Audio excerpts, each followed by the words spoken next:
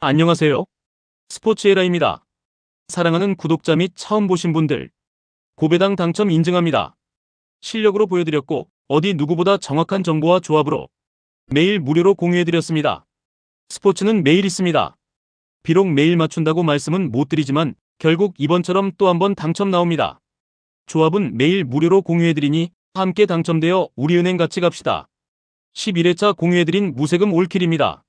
함께 하신 분들 모두 축하드립니다. 첫 번째 경기 울산 모비스 대 한국가스공사 분석 시작해보겠습니다. 울산 모비스는 2급 운우를 중심으로 페인트존을 지키는 수비형 팀이다. 2급 운우의 힘과 탄력은 골밑 1대1 수비에서 큰 장점으로 작용한다. 드롭 수비 상황에서는 림 보호가 안정적이지만 스크린 대응 시 외곽 커버가 늦어진다. 김건아는 픽앤롤에서 미드레인지와 킥아웃을 동시에 활용하는 가드다. 조한진은 스팟업과 윙 수비를 겸하지만 공격 비중은 제한적이다. 첫 옵션이 막히면 다시 2급 운우에게 공이 몰리는 단조로운 공격 구조가 반복된다. 도움 수비 이후 외곽 리커버리가 늦어 코너 오픈 찬스를 자주 허용한다. 결국 수비로는 버티지만 흐름이 넘어가면 연속 실점 위험이 크다. 가스공사는 라거나를 하이로우 포스트를 오가는 공격 허브로 활용한다. 라거나는 포스트 마무리뿐 아니라 패싱 시야까지 갖춘 빅맨이다. 하이포스트에서 백사이드 컷신을 정확히 살려 공격 전개를 넓힌다. 벨란겔은 픽앤롤에서 득점과 패스를 모두 선택할 수 있는 콤보 가드다. 신승민은 활동량과 컷신으로 수비 라인을 지속적으로 흔든다. 하이포스트 패스 컷신 코너 슛이 하나의 흐름으로 이어진다. 수비에서는 라거나가 박스아웃을 책임지며 세컨 찬스를 줄인다. 후반으로 갈수록 리바운드와 경험에서 우위를 만들 가능성이 크다.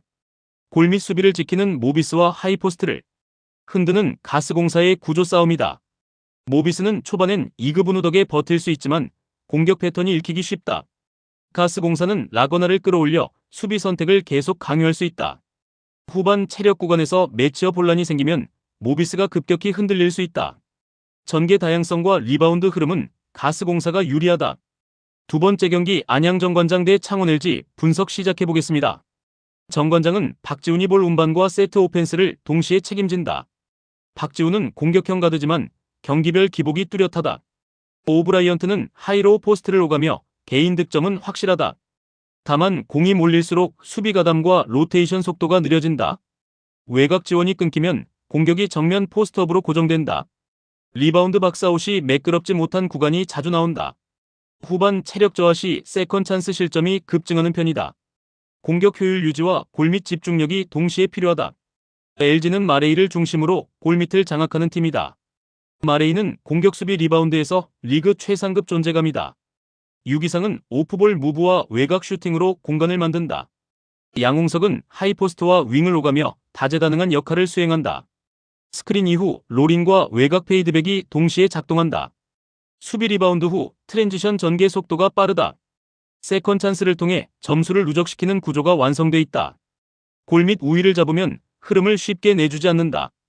이 경기는 전형적인 리바운드 싸움이다. 정관장은 개인 공격 의존도가 높아질수록 효율이 떨어진다. LG는 마레이를 축으로 공격과 수비 연결이 안정적이다. 후반으로 갈수록 제공권과 체력 차이가 벌어질 가능성이 크다. 전체 밸런스는 LG 쪽이 한 수위다. 세 번째 경기 BNK 썸 대 우리은행 분석 시작해보겠습니다. BNK는 안혜지가 경기 템포를 조절하는 팀이다. 픽앤롤에서 첫 스텝이 빨라 수비를 흔든다. 김소니아의 롤 대신 리프트 패턴이 핵심 무기다. 이 패턴은 스위치 타이밍을 무너뜨리는 데 효과적이다. 박혜진은 클러치 구간 해결 능력이 뛰어나다. 수비에서는 포워드들의 스위치 참여도가 높다. 다만 인사이드 사이즈는 압도적이지 않다. 홈에서는 공격 리듬이 안정적으로 살아난다. 우리은행은 심성영이 세트 오펜스를 정리한다. 김단비는 포스트업과 미드레인지를 모두 소화한다. 유승희는 외곽과 플로터로 공격 옵션을 넓힌다. 하프코트 수비 조직력은 여전히 강점이다. 하지만 리프트 패턴 대응에 약점이 있다. 하이픽 이후 선택이 꼬이면 수비가 흔들린다. 공격이 김단비 쪽으로 쏠리는 경향도 있다. 후반 체력 저하 시 세컨 찬스 허용이 늘어난다. BNK의 리프트 패턴이 경기 흐름을 흔들 변수다. 우리은행이 이 구조에 늦게 반응하면 수비 부담이 커진다. BNK는 홈에서 템포를 끌어올릴 가능성이 높다. 접전 흐름에서는 박혜진의 클러치가 변수다. 마무리 구도는 BNK가 유리하다. 네 번째 경기 원주 DB 대 서울 SK 분석 시작해보겠습니다. DB는 투가드를 탑에 세워 수비를 좌우로 흔든다. 알바노는 돌파와 킥아웃을 동시에 수행한다. 이용우는 세컨 옵션으로 공격 가담이 적극적이다. 정효구는 포스트와 수비를 동시에 책임진다. 무스타파는 리바운드와 세컨 찬스의 핵심이다. 좌우 분할 오펜스로 미스매치를 만든다. 수비 리바운드 후 트랜지션 전개가 빠르다. 홈에서는 흐름을 쉽게 놓치지 않는다. SK는 김낙현의 외곽 공격이 중심이다. 원희는 포스트업과 페이스업을 모두 구사한다. 톨렌티노는 커싱과 스파섭으로 간다. 다만 원이 의존도가 높아지는 문제가 있다. 리바운드 가담이 느슨해지는 구간이 잦다. 트랜지션 수비가 늦어 실점이 늘어난다. 원정에서는 파울 관리가 자주 꼬인다. 인사이드 공백 구간이 치명적이다. DB는 구조적으로 완성도가 높은 팀이다. SK는 두 축이 막히면 공격 선택지가 급감한다. 리바운드 싸움에서 DB가 밀릴 가능성은 낮다. 원정 체력 부담도 SK에 불리하다. 경기 흐름은 홈팀 중심으로 갈 가능성이 크다. 다섯 번째 경기 OK금융그룹 대 삼성화재 분석 시작해보겠습니다.